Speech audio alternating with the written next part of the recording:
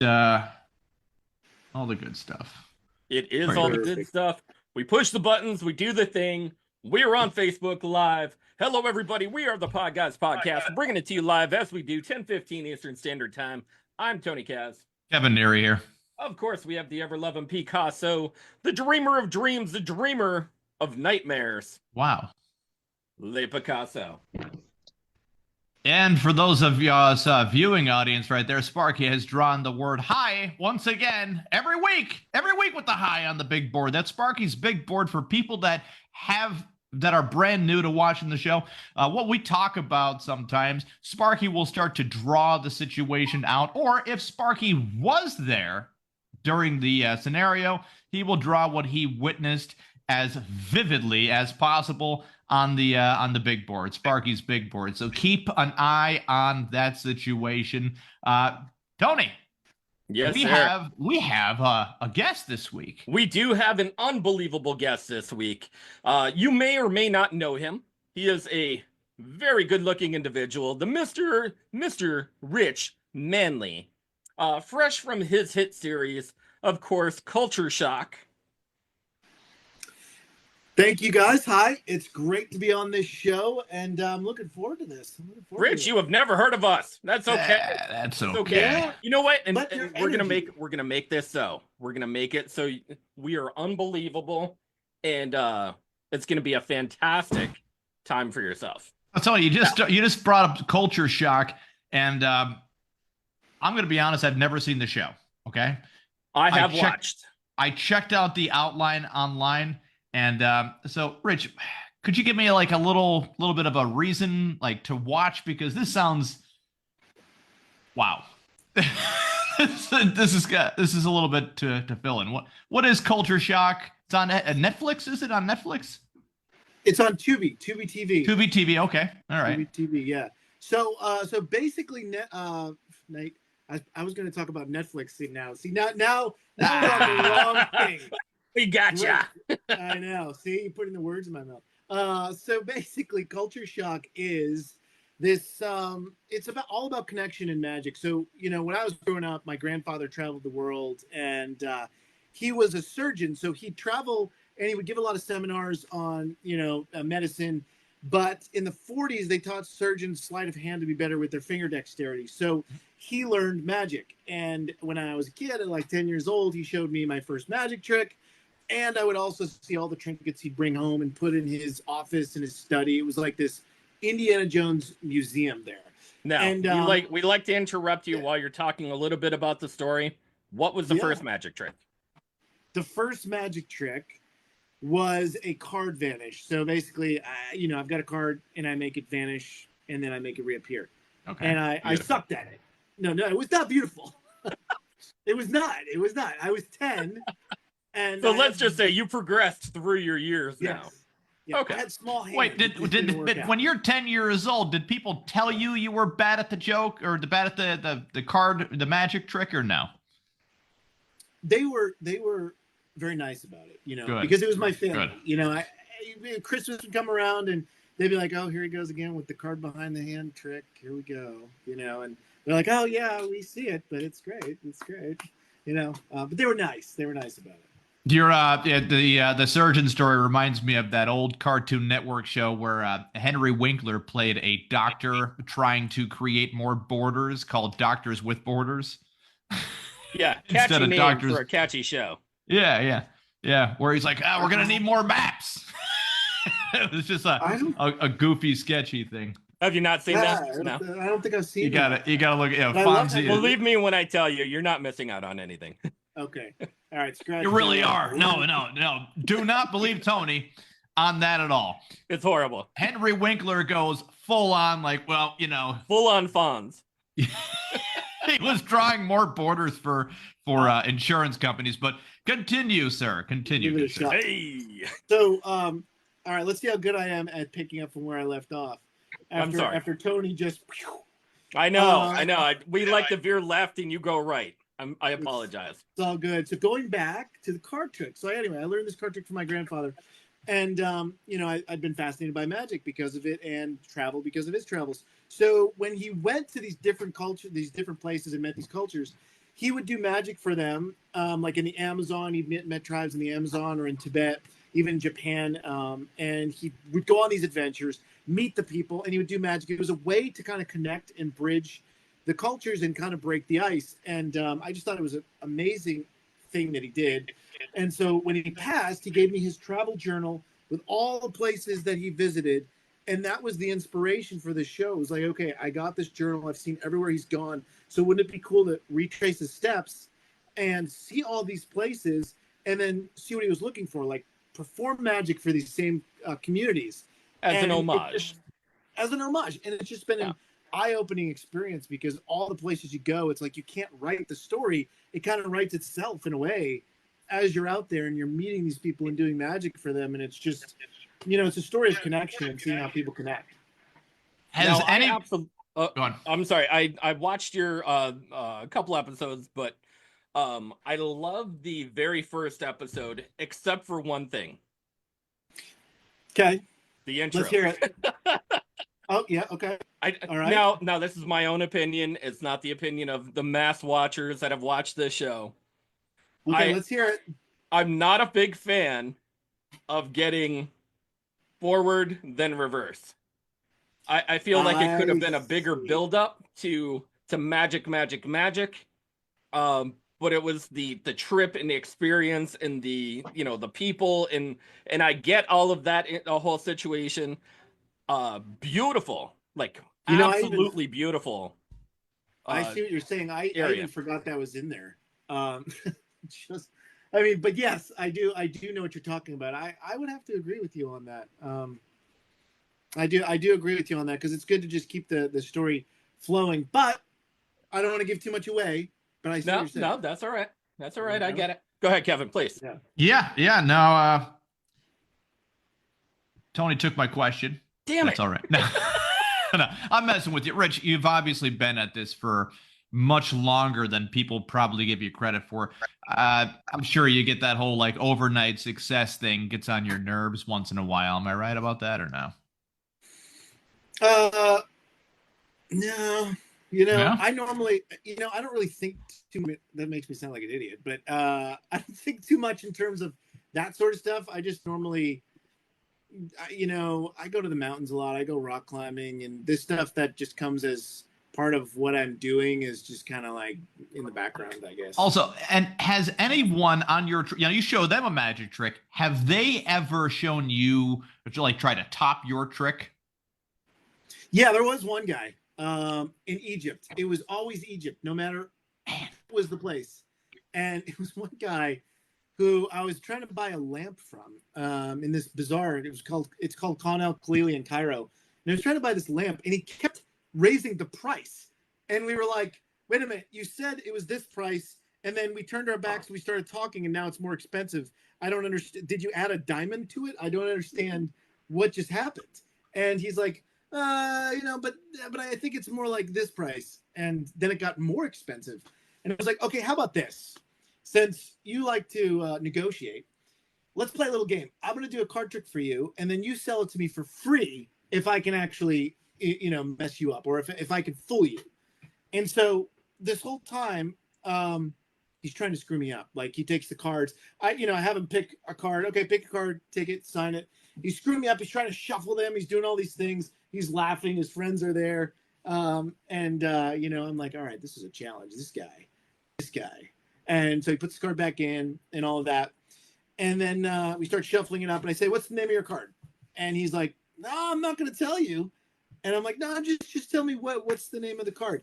And he's like, no. Give me the cards back. And he starts shuffling again. And he starts like trying to look for it. And I say, but wait a minute. Is your card in there? And then he looks for it and he's like, you. And then so I say, check your pocket. I said, because you've been a problem for me this whole time. He reaches in, he grabs it, and there's his signed card was in his pocket. And he's like, he throws it at me, and he's like, gives me a high five and gave me the free lamp. So that's not now, bad. Needless to say, from what I've heard, that's the only free thing you'll ever get out of Cairo. That's pretty much it. Yep. They see the tourists come in there from either United States or UK or like somewhere. And every single time they're all about pickpocketing, like huge pickpockets in Egypt. I'm surprised. Yeah. When you were saying lamp, I was thinking magic genie lamp because, but I'm guessing it was just like a regular house lamp, correct? Oh no, uh, I've got it right here. Oh, I've got show and tell. It's Ah, actually I in my love show and office. tell. Yeah. So this is it Next right is here. going to be the climbing blocks over your other shoulder. Oh yeah, that's my I've got to set that up. That's my climbing wall. So that's it right there. okay. There you go. I wasn't that far off there. It's an It's pretty impressive too. Yeah. And I said I wasn't going to pay like $50 for this thing. No, like, of course not. yeah. You should have punched him in the face and stolen it off him. You should have been like, "Hey, prick! I'm that better was than option you." two. Because if you messed me up with the card trick, I was just going to go straight to that. So Like, well, I messed up that card trip. Anyways, pulling Indiana what's Jones this? in. Throw punch. that's right. Yeah. I had it all planned out, guys. Well, the one movie I see on your IMDb, and I liked it. I really liked the movie. Obviously, you didn't really, you weren't the main feature in the movie. Night and Day, Cameron Diaz, Tom Yes. Cruise. So, just speaking on behalf of Tom Cruise movies, okay, and maybe as a movie lover yourself and actor, you've noticed this same thing, that Tom Cruise movies are always watchable and they move the story along very quick, sometimes at a fault to the storyline. Watching the movie Top Gun and then the sequel, to Top Gun, I'm watching it. It's background noise, because it's a sequel to an old 80s movie or whatever. Yeah. But it still has the qualities where you're like, okay, this is well edited. We're moving from scene to scene. The story's going along. Night and Day had that same effect, where it's not really a comedy based, but they're kind of leaning into it a little bit. Yes. And I like that. I like that about it. I did like the action element, but the comedy base and for me, I always say this: Tom Cruise is one of my favorite actors. I love him as an actor, and I love the fact that he does all this action stuff and he really goes at it, and wants to learn it, and he's hungry to gain more knowledge. And I think he's passionate about filmmaking, and I think that's really why I'm drawn to him, is that passion, and you can see it comes through. And that movie for me was really exciting to be on because he was a part of it. So I was like, there was a leaked video of him. I think he's frozen up there, Tony. Oh no. It's little frozen, little technical difficulty. Rich Manley is connecting to the audio. He's getting right back. Sparky's got something on the big board in the meantime. Sparky. What do you got, Sparkadiddles? Unless he's also frozen. Nope. He has flipped it around. My first card trick. Is that your card? No. That card should have exploded. He's very much the gambit. Very much the gambit. Yes. He's still reconnecting to his audio. Tony, what were you going to say there? I was going to ask about his, he's got many different things in his life going on right now. But, he was in the Debt Collector, Night and Day, Sleigh Bells, Bipolar. Sleigh Bells, yeah. Bipolar. That's another one. Rich is reconnecting. What I did want to touch on is a little bit more about the difference when Tom Cruise is leading it off compared to when he has to be a complimentary actor. And I'll give you an example. In the movie The Color of Money, you remember the movie, Sparky? Yes. Okay. The scenes were moving along, Paul Newman, yeah.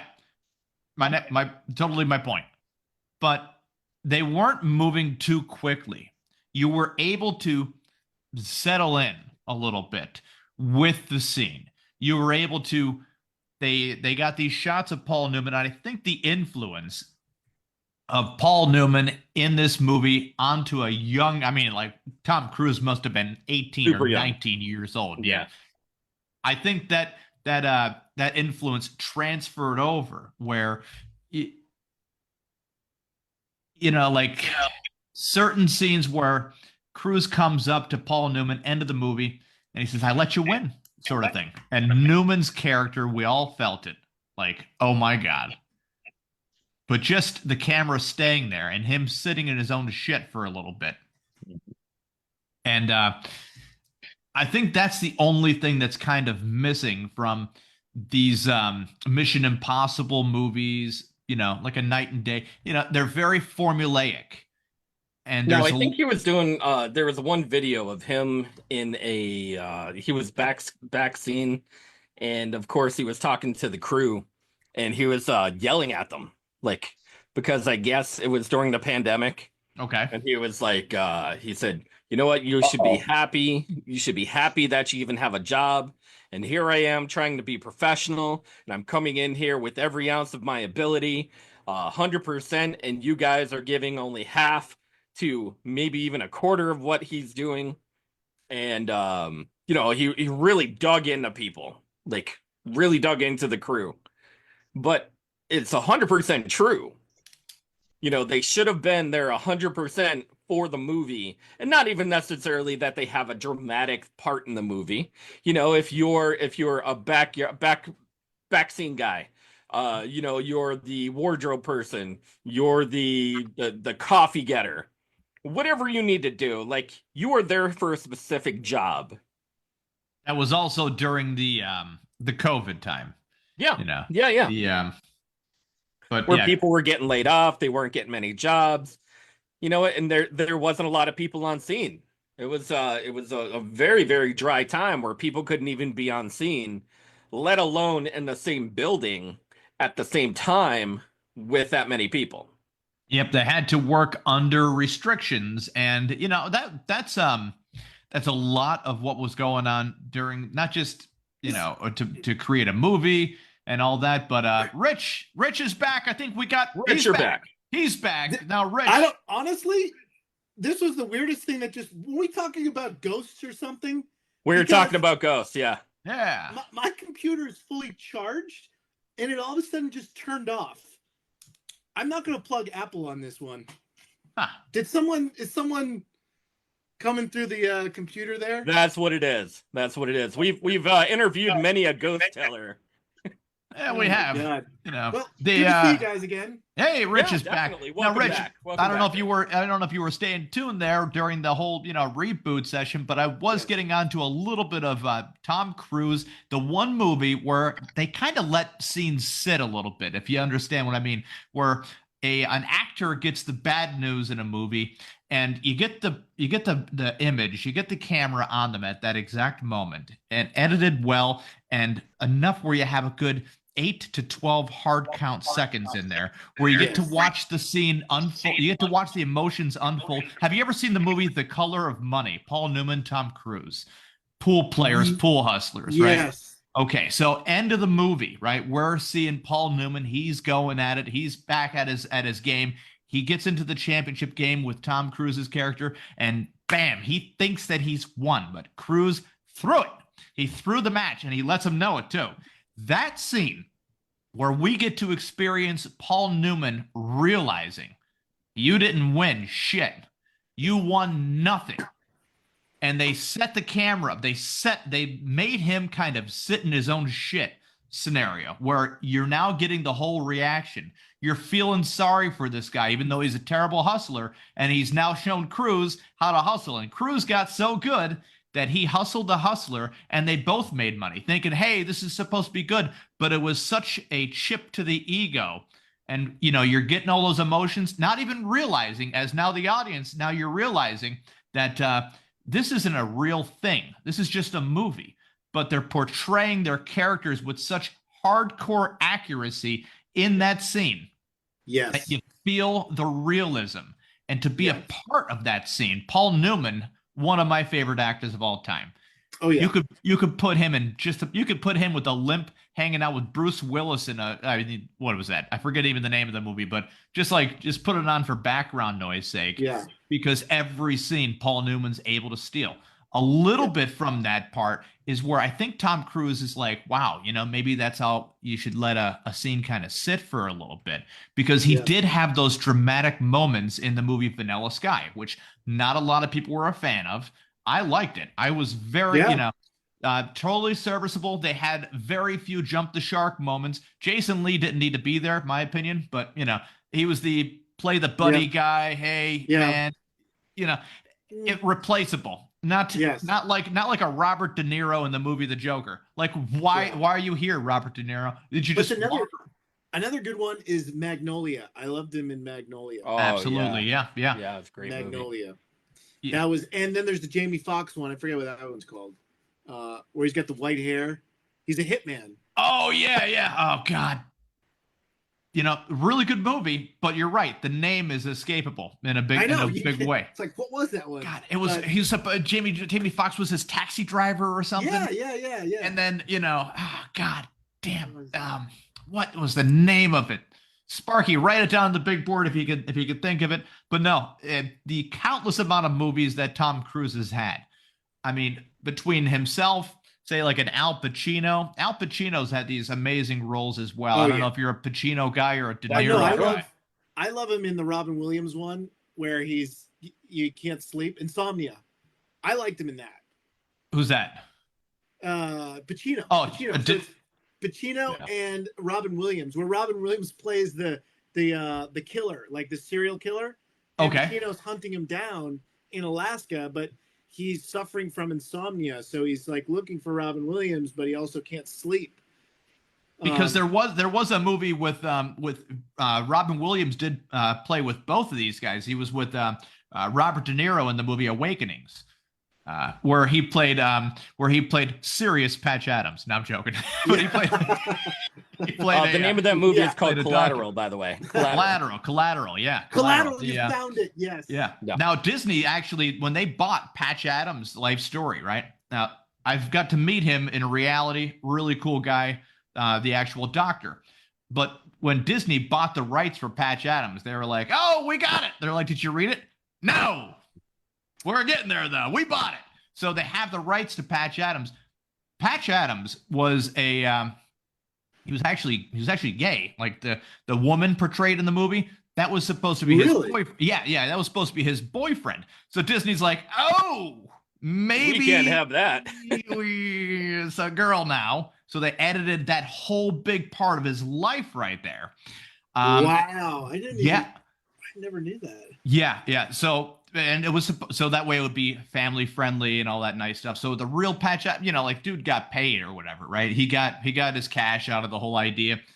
But it's kind of disappointing when you get your life to be portrayed and they're like, sorry about your whatever is going on, but we're trying to make some money. We don't want to have to have parents explain to kids. We want, laughter to be the best medicine. Robin Williams isn't going to do any scenes with another guy like that, even though. But then he did the Birdcage. Birdcage, exactly. Then he did the Birdcage. Perfect, perfect, man.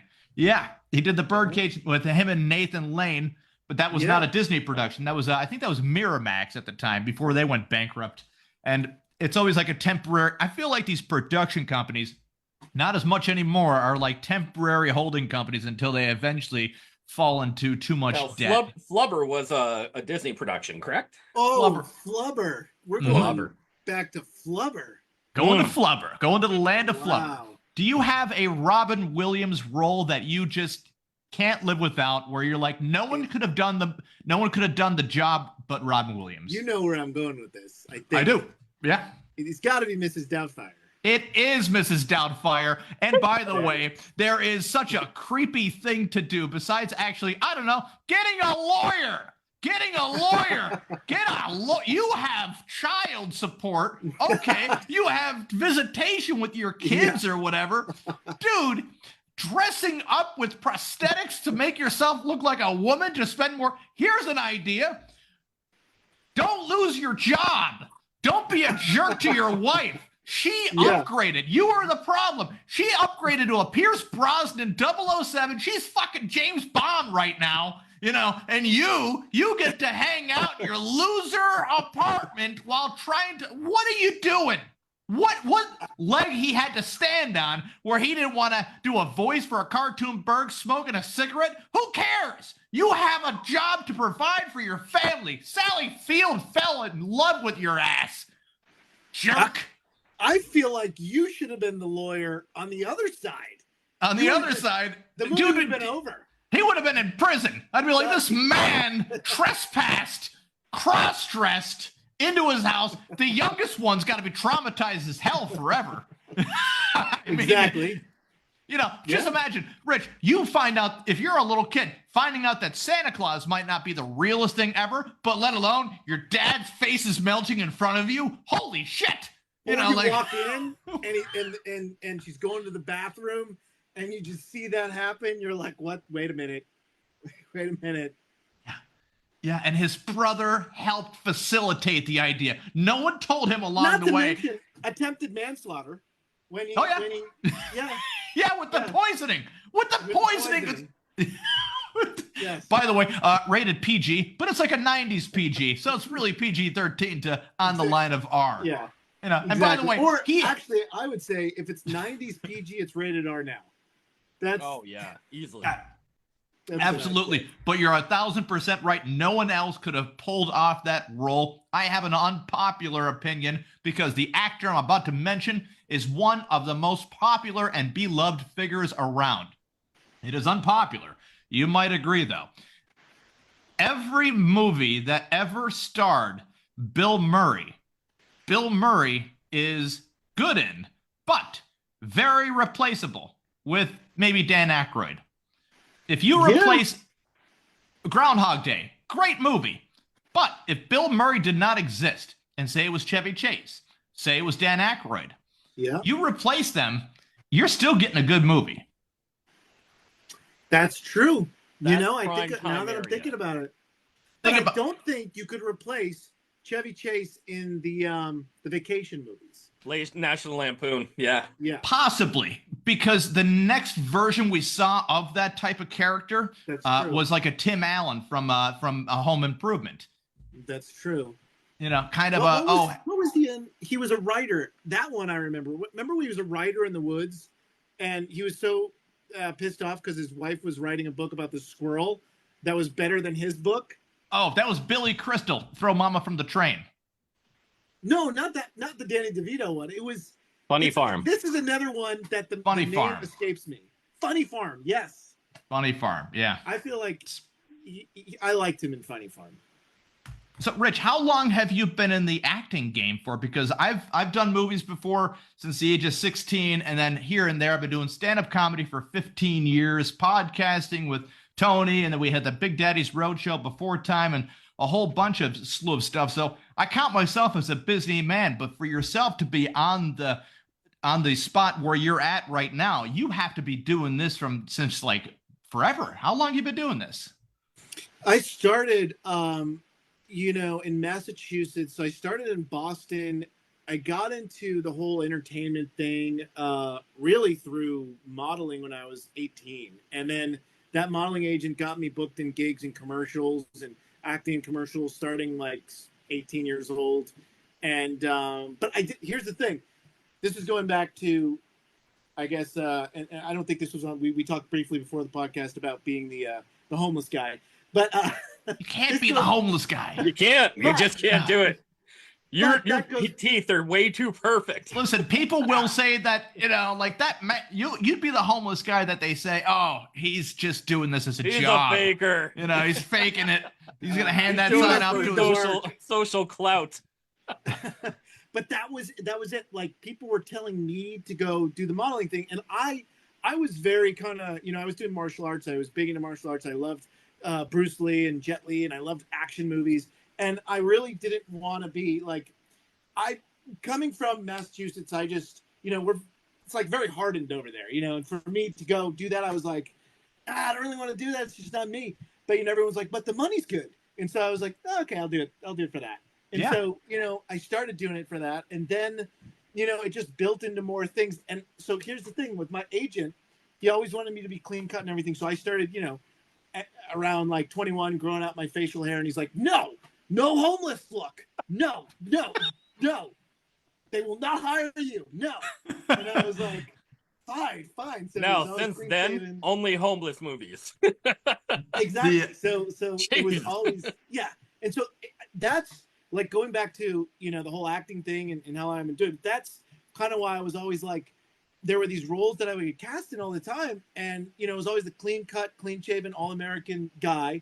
Yeah. And it, to me, it was just not enough of a challenge. Like I wanted to play homeless man. I mean, I really wanted the challenge. And so it was like, okay, so you read the lines. It's the typical, like the Hallmark type of where it's just. I was just going to say, you are Hallmark homeless. You are Hallmark movie homeless, man. Yes. Damn it, Kevin, you took my line. Yeah, so that's the thing. And, you're a beggar with a clean coat, Yeah. and it bothered me. It did. I was like, I really, all these other guys are having so much fun, like, getting dirty and getting to like really get into character. And like, there's a guy over here eating trash because he's really into it. And like, why can't I be that guy? Because and it's tough because you have a certain look and people are, it's an easy thing to say because it's the real thing. Okay. People judge by looks, especially when it comes to casting. Okay. Yes. So I don't want to be the heartbreaker to this new generation coming up. It's just the way that it is. For a majority of roles, if you look like somebody that they think that they want for the part, somebody else wrote it, somebody's directing, somebody's doing the casting, you're just there in the mix. Go to your next audition, move on, continue. Mm-hmm. I like the attitude is always refreshing, Rich. One thing though, Jet Li. You like Jet Li? 100 Jet Li's versus one gorilla. Who wins? You gotta go. Come on. It would be Jet Li. You goddamn right. Jet Li, of course. Absolutely. Yeah. Absolutely. Because you know what? You could trick a gorilla with a banana. You could say, here's a banana, and then wah, wah, wah, wah, then he's on the ground. Whatever happens? See, this is my big thing. Like, and I feel like the era, maybe it's because that was my golden years of like the 90s, but I think the best movies were made then, if I had to say. But that's my opinion. But I loved all the Jet Li movies back then with like Aaliyah and all the, like he was in a movie with DMX and then Bob Hoskins, remember Unleashed? I think that DMX does not get enough credit for his first movie out there.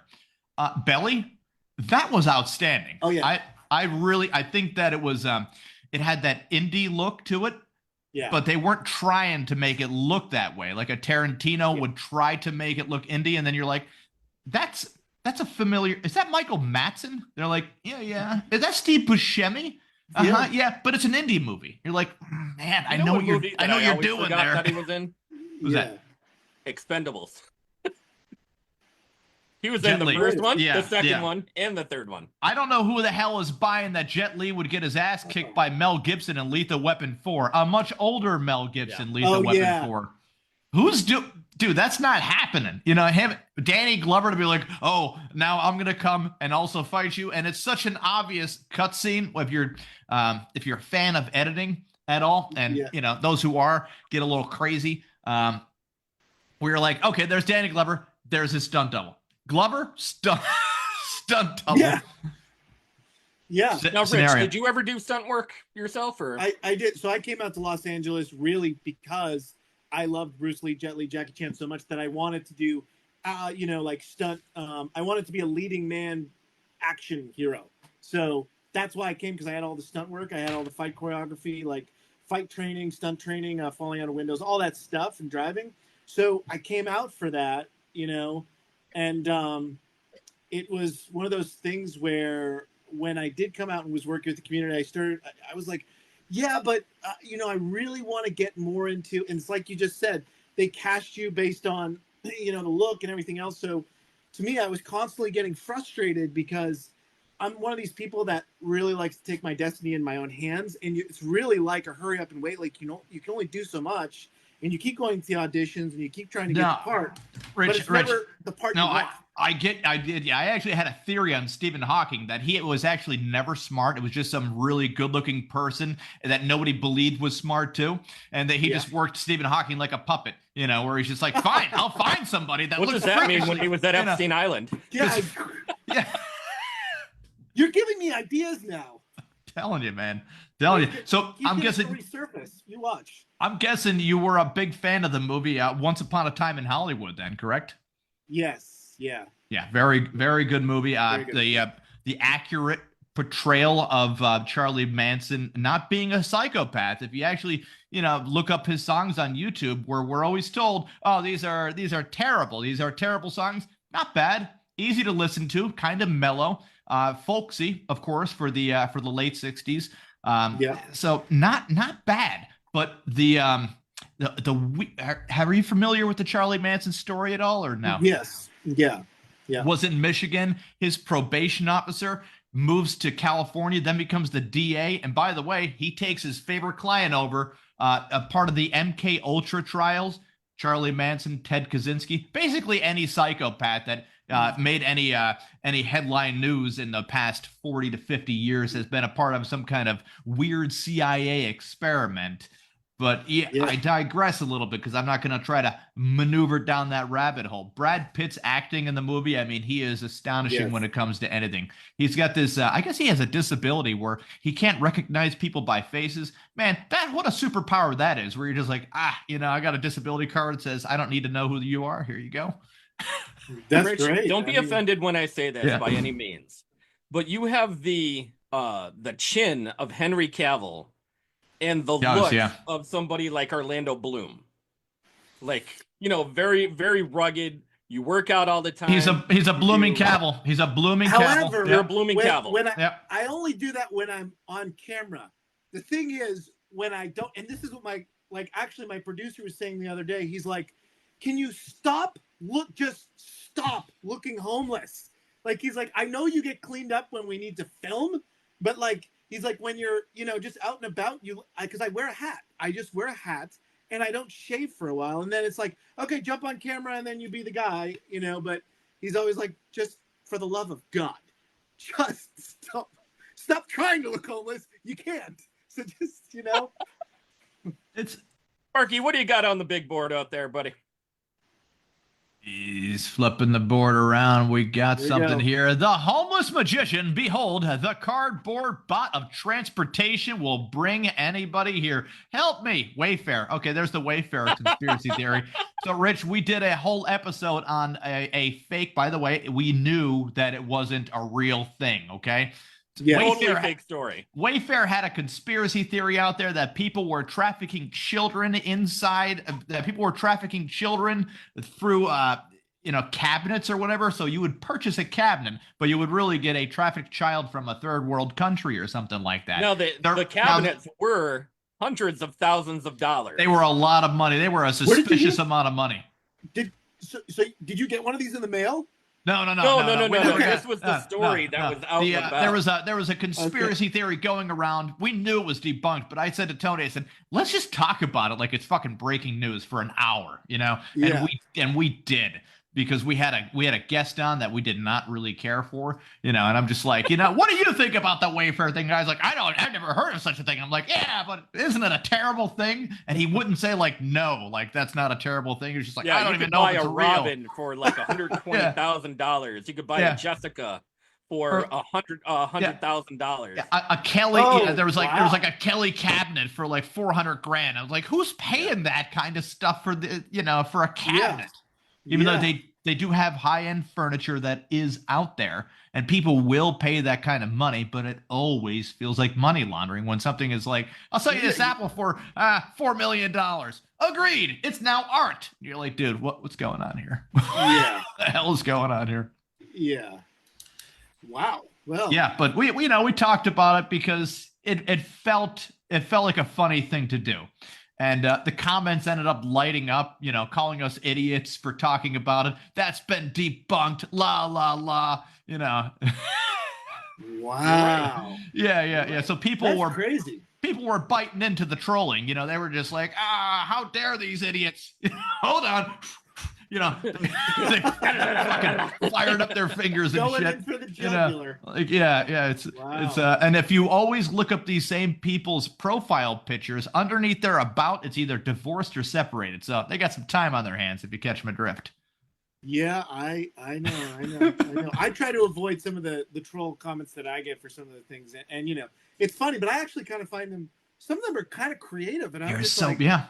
and sometimes I'm tempted, and I'm like, no, I Nope. can't. You just got to step back. You just You're step like, back and you watch because you're like, wait, but I got a good one. No, because then It's you tingly. open it up. Once you open it up, it doesn't stop. Correct.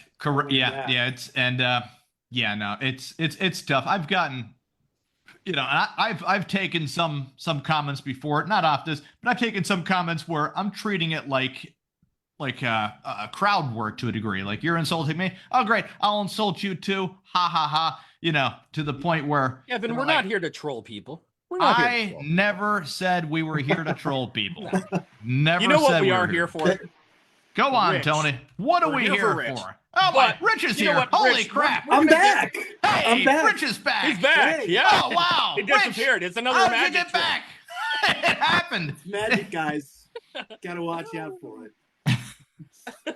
Exactly. Hey, Rich, I do want to know about a few this things. computer Now, may turn I off know you. again. I'm What was watching that? you, Tony. I'm watching I said this computer may turn off again, so I'm watching you.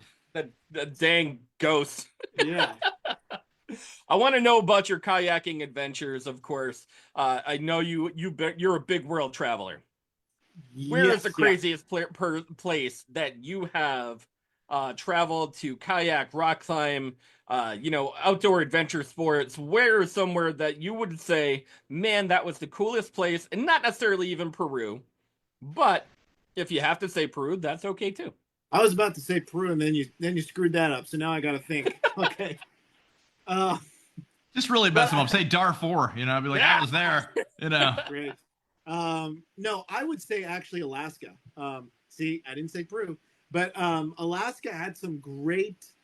I mean, it was just amazing. When I first went to Alaska, I always wanted to go, and so I went, and I did some kayaking, and I love doing whitewater kayaking. It's just I love the adrenaline rush of that. But I did more kayaking through glaciers. Like, there's this glacier, Bear Glacier, and you can like kayak through the icebergs. And so it was more sea kayaking, but that to me was just, I mean, the scenery was stunning. So for kayaking, I'm sure lots of whales and. Yeah, I didn't really see any whales there, but I saw a lot of ice. There was a lot of icebergs. A lot of ice, very cold. They were very cold. But that was the moment where I started thinking to myself, I could actually see myself living here. I don't know if I could live through the winter. I love winter sports. I love the cold. But I really enjoyed the long days when I went there. I mean, the days were like you'd wake up, the sun was up, and then the sun would stay up, and the solstice till like midnight or like 1 a.m. And it was like I can just adventure all day long, which was great for me. But then in the winter, the days are really short and all that. So I think I'd have to say Alaska. And I did scuba dive in a glacier. The Matanuska Glacier has these glacier pools that are just this really deep blue and see-through, and I went underneath there with my dive team, and we went into this tunnel, and it was just this magical experience, and you could feel the water moving through. There was a strong current. When I surfaced, the guy told me, I didn't want to tell you, when we were under there, but this is like a fact that if the glaciers happened to move for any chance, there was a slim chance we would have all got sucked deep into the ice and died. And I was like, that's probably a disclaimer you wanted to tell me before we went down there. But that would have been great news. You would have thought so, like how many. You're going to get captured in the undertow. You're going to get sucked into a crevasse. Yeah. I was like, good to know after. Who was he waiting to die? Where he's like, now we should probably start telling them. Yeah. Yes. Yeah. Now that we've taken him down to experience everything, we'll just tell him what could have happened. Winter sports. Would you consider curling a sport, or? It's the thing that looks like mopping. I don't count it as a sport. I call it mopping. It looks like it, right? There's a lot of mopping happening. I like to clean. Yeah. You know what it looks like? It looks like winterized bocce ball. That's what it feels like. It feels like, hey guys, we still want to play bocce ball, but we can't do it in the snow. It's like, can we do it on the ice? Absolutely. I will say this: I never knew that curling existed until I played this video game that there was like an Olympic thing where you could play an Olympic. You could play everyone who did the Olympics, and I played that, and I was like, "What the hell is this?" Rich, everybody was a better person before they knew curling existed as a sport. Where it was like looking at it like, "What are you guys doing?" You know, yeah, it's everything like changed for me after that. My whole like perspective on life. So we can move on from that. You know what I would like to see though is an Olympic winter sport: swimming, polar ice swimming. Yeah. That'd be cool. You know what I was also thinking, and I wish they would do this, is ice climbing, because you know I'm a big climber. That's cool, climbing, you know, and I ice climb myself. Especially crazy. And I would think that would be great to showcase that. You know. No, that's a really good idea. You see, everybody, just because he's good looking does not mean he doesn't have good ideas. You see that? You can sometimes have it all. It's the problem with the world right now, Rich. Jealousy is at an all-time high. Trust me, on a really good day, I'm a 5 out of 10. All the 2s and 3s look at me like, you probably think you're so much better than us. And I add a little voice to them because of that. Now I see where the trolling comes into play. Yeah. Whoop, whoop. Sparky's got something on the big board there. Sparky, what's going on?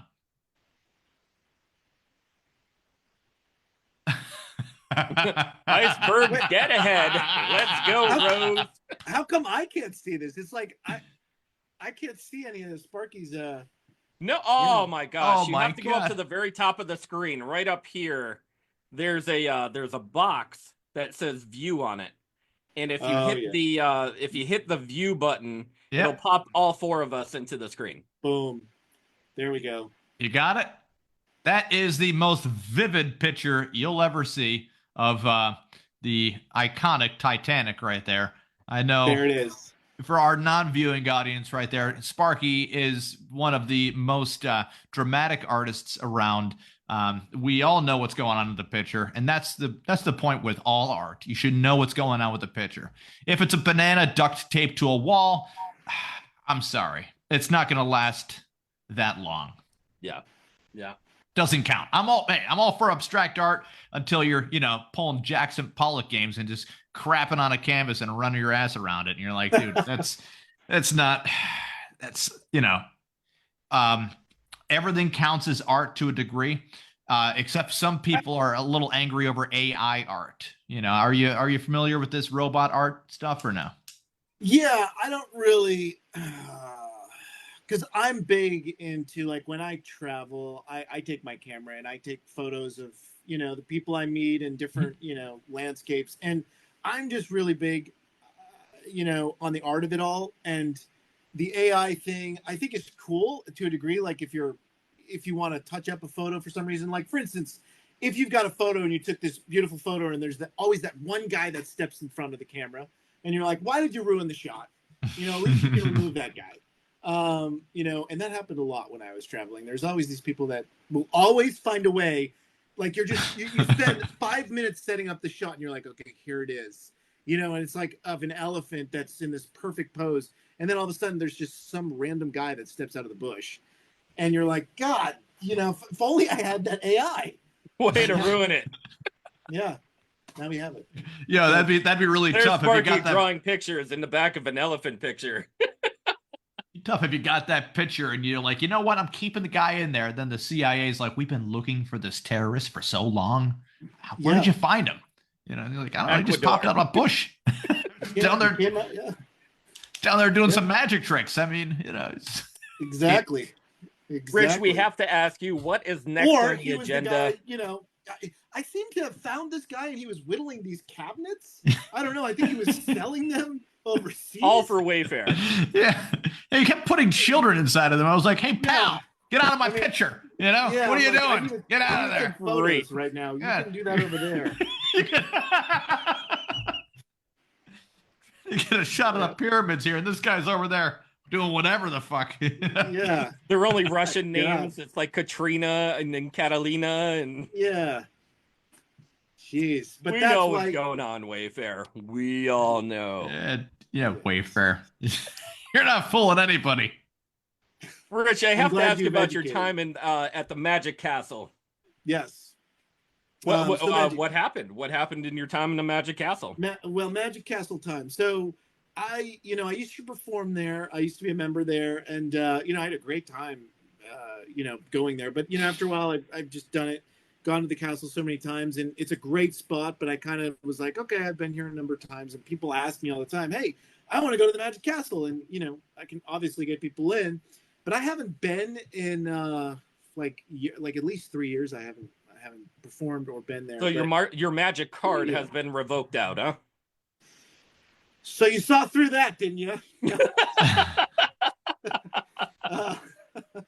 No. You know what? They get to a point where you're doing shows and you're constantly at it, and you're like, oh man, same show, boom, boom, boom, and then it's the same repeat customers, the same repeat people, and then you're trying to learn new tricks, and people are illusionists and sleight of hand artists, and they're like, oh well, I came out with a new trick here, here's how this goes. Yeah, I think it's one of those things where I love being at the Magic Castle, but there is a lot of that. I mean, I think it's within whatever field you're in. There's always going to be those other magicians that are like, what's he doing? And they're all like trying to like one up each other. And I just don't like that stuff. I mean, I'm just very like, the whole point of my TV show is about connection and talking to people and learning from people. So I never really was somebody that's like, oh, I got to be better than this guy, or that guy. And I think, there's some of that there, and it just kind of. I mean, you're obviously talking about Southern California, in California,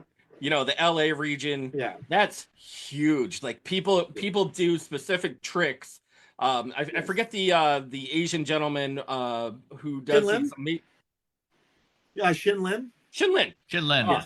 Yes. He is man does some crazy stuff. Crazy stuff. Yes. Now, of course, he never tells anybody what he's doing. He always comes with something kind of fresh, a new twist on an old favorite. But that's not to say that's the mentality that you have to have. You have to have a new spin on an old twist of something that's kind of, getting itself back into the whole mainstream magic, yes, kind of thing. Yes. Well, this is like, now, was Culture Shock your idea authentically 100%? Yes. Yeah. It did start in Egypt, actually. It happened when I went to Egypt, and it was my first time ever traveling outside of the US years ago. So the concept had been in development for many years. I always wanted to do this after I experienced this, but I went to Egypt to Khan el-Khalili, that famous bazaar in Cairo. And there was this old man who was selling these scarab beetles. And if you've seen The Mummy with Brendan Fraser, the original one, where the scarab goes up the guy's arms, it's those little trinkets. But they're forms of protection in ancient Egypt, and I wanted to take one home. So I went here, and I was like, you know what? I was with my buddy James. I said, why don't you film this? Because I want to do a little magic trick for this guy. And I take this scarab beetle, and I make it disappear, and it appears on his shoulder. And his eyes lit up. And soon enough, there was other vendors that were coming up to us, and they wanted to see more magic. And I was getting pulled at, and people wanted to see more magic. I was like, oh my God. So I kept showing them magic because I didn't want to die. But also everyone was like, let's see more. And they were pushing each other out of the way. There had to have been at least 50 people circled around me. And, eventually one guy pulled me out of the crowd, brought me into his house, and he showed me the scarab beetle. And it was like, that just sounds like you were kidnapped. Hold on now. So some guy kidnapped 100%. You. So for some reason he was whittling cabinets. And this is what happened, man. You magic so hard you appeared in somebody's house. Yeah, exactly. Oh God, I got out of that crowd. Now it's a man's house. Eat if you know luck. You jumped out of a cabinet with somebody. That memory. You jumped out of a cabinet with somebody. Yeah. So anyway, moving on. Great times, me and the guy. So anyway, we got there, and he pulls out this scarab beetle, but it was in this little cloth piece, and I'm like, okay, so what is this? And it was an actual authentic piece from the Old Kingdom, or I think it was the Middle Kingdom of ancient Egypt. And he said that a lot of Egyptians actually would find them underneath their house, because when they were building the foundation and everything, a lot of these artifacts would show up. So it was like the real thing, and I was just really excited to see it. But what I learned then was that magic had such a way to connect people. At first, they were trying to sell me stuff, and then they welcomed me into their homes. And that guy even said to me, "Are you sure you're not Egyptian? Because you have magic powers, and they consider their people to be very magical, and they believe in a lot of that stuff." And it was such an eye-opening experience that I was like, okay, I've got my grandfather's journal, and I see the connection that this magic is happening, or how magic is connecting people. And would be a great show just to focus on that connection rather than this fantastical magic trick. Let's use the trick to kind of focus on how it makes people feel. And that's kind of how the show came about. No, and it's a smart thing to pick up on immediately and then use that as a concept for a show, an open concept, especially because it's got to look kind of scripted. Okay. It has to look that way, but you can't script certain things. Okay. Yeah. So what I would suggest to people, and for people that are going to call it scripted, just maybe you're just so good with people one-on-one and in groups and crowds that they have to give you that credit. Yes. And, if you're able to win them over with a magic trick here and there, especially from that personalized story there, where, you literally had to magic your way out of a situation out of a kidnapping. Yeah. Yeah. By the kidnapping. Who was the producer that you brought? He's like, this you want to? to see me get out of these handcuffs? Did you bring this to your? I just want to see you in them. Yeah, you're like, so there I was inside of a fucking a wayfair cabinet, chest, a chest, And I saw this bucket of lotion being lowered down a hole. Yeah, it puts us on our skin. Yeah. You were in leg shackles, arm chains, a straight jacket. Exactly. Yeah. Well, so you took that over to your agency and you said, "Listen, I got a great idea for a show," and then they took it over to a producer. Yeah. Did you have to go up with competing shows to see who got the slot? Yeah, because this had been we had been through so many different. I mean, we went to AFM with it. We had sales agents, we had producers, we had agents. And it had been circulating for a while. We even were all the way chatting with Disney and Disney Plus and Nat Geo, and the problem we had was it wasn't so much competition with other shows, but we were pitching this during when COVID happened. So COVID happened, and a travel show where you had to literally get out and go to places wasn't something people wanted to really explore, obviously, at the moment. Everybody was stuck in their house. Everyone, yeah. So it was a difficult sell at that time, so we had to shelve it for a bit until the market changed, and then we did get some other offers from some other TV programs and some other networks and stations, but we settled with on Tubi, and the rest is basically no. history. But Rich, listen, man, you everyone now, nothing stays a secret for too long. So if you shelve something like that, your work is going to pile up in the meantime, no problem, because people are going to be trying to not just when the show's successful. Now, you've had one season so far, but when the show is going to continue as success, I can see this going 6, 7, 8 seasons, no problem, right? Yeah. Just the concept alone. But in the meantime, other movies, TV shows, whatever they can get you in, they can then coattail on that success alone. No problem. So you had to be a busy man from 2020 until 2024, guaranteed. Yeah. I mean, it was constantly. I mean, it was crazy. It was constantly doing stuff and still traveling. We even started still filming some bits and pieces for even a second season because we knew we wanted to do that. And now we are shooting an official second season, which is great. Nice, very cool. But it was busy. Yeah, it was busy. Sparky's got something on the big board there, though. So, Rich, you think your travels have been something? Sparky has traveled around the world several times, and he draws throughout his balloon fashion, by the way. He is the man behind the bush. Oh my God, that's a lot of I stuff. knew it. Favorite trick that did not work the first time, and now I turned a trick into a Gallagher show. Where are the melons? Oh my God! If you could see that picture right there, Rich, there's Horrifying. there. Put that on a T-shirt, Sparky, because holy Lord! Oh God, I'm crying a little bit. That's really funny, Sparky. Really funny. Where are the melons? Where are the melons? Rich, is there a particular trick that you wanted to try but were advised not to? Yeah. And it wasn't not just in the Gallagher smash a person onto a It was. fence No, post. It wasn't like a David Blaine. That's not really a trick where he's like, I will not eat food for 7 years. Like, that's not I'm a trick. going to throw That's up you. this goldfish that's into a bowl Yes. 4 years later. It's like, that's not Yeah. a trick, dude. That's us witnessing you dying. You know, this is not Yes. you. You know, I'm going to Yes. hang myself from a rope for 7,000 years. Again, not a trick. We're gonna put that on the shelf. it is a trick if after 7,000 years he's still alive. At that That's point, true. That's true. But it's not if you're just yeah. like, okay, guys, he's turning green. Is that a part of it? Yes. I think he's dead. Yeah, What's next? yeah, exactly. But yeah, wait, what was the question again? We got now. Is there Yeah, a trick yeah. in your Trick you won't repertoire do. that you wanted Oh. to do, Yeah. but were advised never to do? Yeah, so it really wasn't a trick so much as it's dependent on the cultures. Like, for instance, in Papua New Guinea, where we have an episode we'll be filming, or one of our episodes, there is a tribe there in a community, the Asmat people, who are cannibals.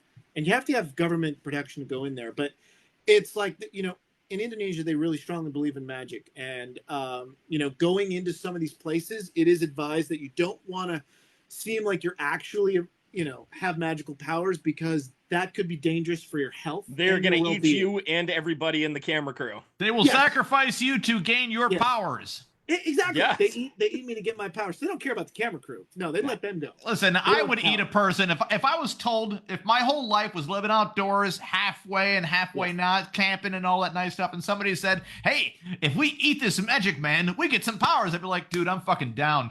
Let's cook this guy. Yeah. So that's why. Because what you else and do I you will got? never What meet. else you got going on? I mean, you're like the highlight there, man. Man, Kevin, are you the cabinet guy? He is. Man, this is the twist right here. This is the twist. This is it. Kevin is from Egypt, by the way. Oh my God. Yeah, and he's the one from Egypt. Oh my God. I'm gonna Ta-da. find out who you are, Tony, at the end of this. All right. He's got a filter of a lonely man living in Dixon Yeah. City filter. I know my That's- my Irish Jewish body, which screams, "I'm not wearing a shirt. I'm just this white." Yeah, Tony's pulling off the Tony's got the Jewish Hank Hill look right now. Fucking king of the hill. I do. Hey, Oh, Lord. listen, it's working. What was the question? I got What sidetracked trick? again. Will The what trick. trick? The The trick trick. you Oh, yeah, I already were said. told don't do it. Don't yeah. do it. Don't Yeah. do it in Papua New Guinea. Yeah, it was just don't do anything that's going to make you look like a real magician, and definitely have the warning label. Have the the translators say to the chief and the leaders, this is just entertainment. He's just entertaining you. So I don't wake up in the middle of the night outside a camp and there's like all these Yeah, you're in a spears pot aimed of at soup. yeah. I'm being cooked over fire. Yeah, exactly. That's crazy. That would be that would not be the way to wake up or to not wake up, so to speak. I'm sure you have interest in going back to Egypt, even for Yeah. another season. Yeah. But all in not that I'm a producer by any means, but I could see it in your future. Yeah. Now I know. I know. You're the psychic. There he What it is. That's what it is. Gotcha. But no, I really did love Egypt. Egypt was one of my most. It was probably my favorite place that I went, simply probably because it was the first place I ever traveled. But also there was just so much to see. And as a kid, I was always fascinated by Egypt. I always wanted to go. And I did almost get arrested in Egypt. It was kind of crazy. I was going to the Luxor Temple, and my buddy was with me, used to be a bounty hunter. And so he had all these skills. He was a fugitive recovery agent. And so we went inside the temple. And Wait, not dog, right? Not dog. Oh, no, bunny? not dog. No, No, okay, no. not dog. Not dog. All right. It would have been cool, though, to have him. That would have been cool. That Yeah. would have been Be cool. like, I hey, mean, dog bounty hunter. it feels cool for 5 minutes until you're like, And then you're like, Yeah, then it's like, hey, pal, would you stop smoking? I know. Yes, it's like I come home, I have lung cancer. I'm like, oh, You, wow, you I didn't almost even got know. arrested in Egypt? You almost got arrested there? So yeah, so I was looking at these murals, and there's the hieroglyphics, and at that time I could read some of them because, like I said, I was fascinated by Egypt. And so I said, the same camera that we filmed in the Khan al-Khalili in the bazaar, let's film me explaining what they say. So James turns on the camera, and I'm like, okay. So I start reading everything, and he seemed like he was a crazed homeless guy, but he wasn't. He came in front of the camera, stopped, said, no filming. And he's like, you cannot film here. You cannot do this. And we're like, oh, sorry. We didn't, sorry about that. I didn't know. I was just going to, film this and take it home because I love Egypt. So we were like, all right, this guy's really mad. Like, he wouldn't stop yelling. And so we were like, we're going to just leave. We're very sorry. And as we started to leave, it was like, seriously, it was like Indiana Jones. Out of the corner of my eye, there's rows of pillars. And so there were these guys sneaking around the corner with flip phones and taking photos and then hiding. And it was really weird. And James noticed it. He's like, there's guys taking photos of us. And I was like, yeah, I just saw one guy. I mean, he was pretty obvious. Like, there was just literally one guy like this taking photos. And he didn't hide at all. I was like, I saw that one. He's still doing it. And so we kept going. And then at the entrance, we had 20 people or 20 armed guards with AK-47s pointing the guns at us. I mean, and this is a tourist attraction. And then the inspector came forward. He kind of cut through the crowd, came up to me, and he said, come with me. And at that moment, I thought it was surreal to me. I thought it was like a movie, so I wasn't that scared. And I started, for some reason, just saying, oh, sorry, we're just going to leave. We were just taking some, pictures, and I guess we can't do that. But sorry, we're just going to, I didn't think they were going to shoot me because I'm like, well, I'm an American tourist. Why would they do that in front of, all these people? But James pulled me aside. He's like, just shut up, and I was like, okay. Did he use colorful language? Yeah. He did. Oh, yeah. And so then I stayed quiet. And we went into this interrogation room, and it started to feel really real at that moment. And like the joke of it started to fade away because, we would always joke, he and I together, and it wasn't funny anymore. Like, it was serious. And so the inspector comes up to me and he said, did you film anything on this camera? And I was like, we were just taking photos. Like, and he's like, it's illegal to film. Did you film anything? And then James said, he looks at me and he gives me kind of like this unspoken signal. And I knew what he meant. He basically meant get the memory card out of the camera, do some sleight of hand. So he starts standing up and talking to the guy and, redirecting his attention, saying, so excuse me, what is this all about? And he looks over at me, and I pop open the camera in front of everyone. I'm just kind of doing some sleight of hand, and I pull it out and I put a new card in there, one that we didn't, and I just close it and I just put it right back in my lap, and I kind of get rid of that. Sits back down, and he's like, did you film anything? We're going to go back to this question. I said, I didn't. I knew he was going to ask for the camera. He's like, let me see the camera. I passed it over. There was nothing on there. And I was like, thank God, and James was like, good one. And so then he goes inside and they start talking for a while. We're there, it seems like 20 minutes. He comes back out, and he brings James in. And then James goes in, talks to James. James comes back to me, and he says, so you're in big trouble. They're not going to put me in jail, but they want to put you in jail. And I said, why? And he's like, because you cannot impersonate an Egyptologist, and they're saying you are impersonating an Egyptologist on camera, oh my which God. is a double offense. Yeah. And I was like, no, I wasn't. What? I wasn't doing that. And he said, here's the deal. He's like, I talked with them. If we give them 3,000 Egyptian pounds, they'll let us go. And he's like, it's about the money. And I'm like, oh, there it is. And I'm like, how much is that? And he's like, it's $300. We give them $300. They're going to pay the janitor. They're going to pay the rest of the guards. They're going to pay themselves. We go. And I was like, okay, cool. So we did. And the worst part about this was that one of the guards accompanying us to an ATM, we had to get on a motorcycle that was the size that only one human being should be on, but all three of us had to get on there. So the guy riding is like up here. James it's like a circus moped. Yeah, so I'm on the back with my legs basically dangling off and scraping on the floor, and I'm like, "What the hell is happening?" And he's like swerving through traffic, and I'm like falling off the thing. And there's three dudes on this small moped bike, and we could have walked. It was literally a block. And finally, he's like, "Here, done." We all get off, pay him the money. That's it. And they're getting 3,000 pounds. They're like, we will give you shit out of you. We'll give you a ride there. You know, we'll give you a ride. Yeah. No, I've been there. I've traveled before to Saudi Arabia, Philippines, Qatar. You know, there are those scenarios where, you know, when you're cracking me up more than I'm expressing right now, when it's like three people on one motorcycle. Because I've seen that. I've been the guy on a motorcycle, and then hey, can I get a ride? Sure. Can I get a ride turns into, can me, my friend, and my other friend, you won't even notice them, also get a ride? Just like the tag-along kind of thing. Yes. It's just, it's tricky. But Sparky was actually there and got a photographic depiction of what's going on. Sparky, what happened? What really happened? And now I will make the pyramid fly away. Hey, wait, Sparky, bring it back. I can't. The flight manual is in hieroglyphics. Hashtag pyramid scheme. Oh, it's a pyramid perfect. scheme. It's a scheme the whole time. Every time in Egypt, they hit you with the pyramid scheme. Always gotta get you. Man, oh man, they scammed you. It was a pyramid scheme nowhere the to whole lie, time. right? Nowhere to lie. They tell you when you enter Egypt that there are several scams that they hit you with out near the pyramids. And one of them is an actual pyramid. They give you a free pyramid, and they say, oh, here's a free gift. Here's our free gift. Do you a mannequin? Oh, here, free gift. And then they get the cops after you because they say that you stole whatever merchandise that they were giving to you as a free gift. Exactly. And then you have to pay money in order to get away from the cops. And the cops are in on it too.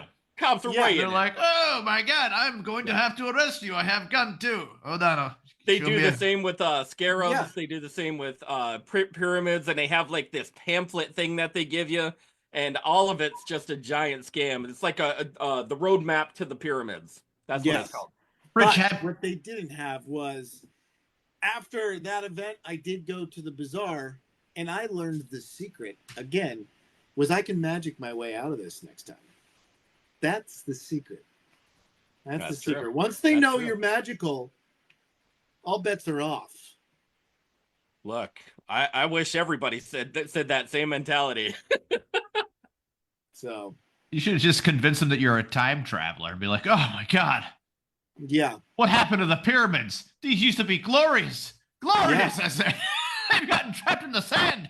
Quick, get them up. Everyone help. You know? Yeah. I should have said that. I should have said, they're coming back. The ones that created for another season, maybe. Yeah. Season Rich, 2. We do have to end this show, though. Yep. I'm sorry, Kevin. Oh my God. Oh my God. I know. His hour. He went over his hour. That's and I am way okay with that. I talk too much. No, you were perfect. Perfect. Now, Rich, if people were going to watch you on Tubi, how would they find you on the Tubi? So for Tubi, to watch the show, you search Culture Shock, Bridging Cultures Through Magic. Not just Culture Shock, but you have to do Culture Shock, Bridging Cultures Through Magic, and you can watch the full first season, all 6 episodes up there. Awesome. Are you doing any shows? Are you doing anything? Well, I know you're doing the new season, but... Yep. So we're shooting the 2nd season of Culture Shock. Also, I'm doing a live show. It's called Diary of Magic, and it's on Wiggle Room. It's basically a touring show throughout the United States. You can get tickets and learn about if it's going to be in your state at www.expeditionrich.com. podguys.com. That's my personal website that has all of my adventures and everything that I'm doing up to date.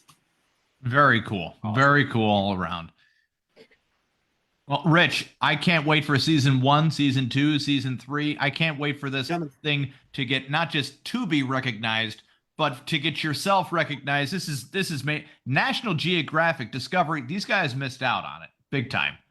It's blending both reality concept and one-on-one magic, and it's taking street magic but expanding it globally to the point where you get to see other cultures just freak out over what you're doing. And my hat's off to you, man. Me and Kevin are always looking for our directorial debut, by the way. Yeah, you could Just saying. I've had a couple directorial debuts. Nothing I'm proud of. I think that's a different podcast for another time. Kevin. Wayfair and where you find them. Anyways, big shout out to Rich Manley. Thank you very much for coming on our show and gracing us with your humbleness, sir. You are, a god amongst men. It is what it is, sir. Thank you, Tony. Well, that will change one day. You will see me as the homeless man number 3. We're waiting. We're waiting for it. It's going to be in a Hallmark movie, but it'll be fantastic. There you go. You got to love your life when it's really tough for you to be homeless. It's got to, And you got to wonder why I want to be. I mean, there's room for reach for what you can. If somebody reach within that limit. This is the problem, Rich. If you actually try to do the homeless guy thing in reality, people will build a fucking house around you. You'll hear like construction workers be like, "What's going on?" They're like, "Sir, we saw you outside. We heard. We decided this is where we're building." Yeah. The ghost of Jimmy Carter is going to come and build you a house. Yeah, fucking starts snowing, turns into the perfect igloo. Oh, man. The ghost of Jimmy Carter. Jesus Christ. How did we get an igloo in SoCal? How did this even happen? Yeah. It just happens. Jimmy Carter doesn't take a break. Sparky, you can unmute yourself, sir, to tell us where you can find us if you were looking for the Podguyz podcast. There you go, Sparky. Hey. Come on. You got this. Happening. Go ahead, hit the button. He's doing it. We're hitting the button. We do the thing. This is why we give him the big board right now. Look at all that. I know. Anyways, you can find us on all your streaming fantastic blah, blah, blahs, wherever you stream your favorite podcast. Of course, I'm Tony Kaz. Kevin Neary. The ever-loving Picasso, Les Sparky. Rich Manley, thank you very much, sir. Thank you guys for having me. We'll catch you next Monday for the Podguyz podcast. Have a great night.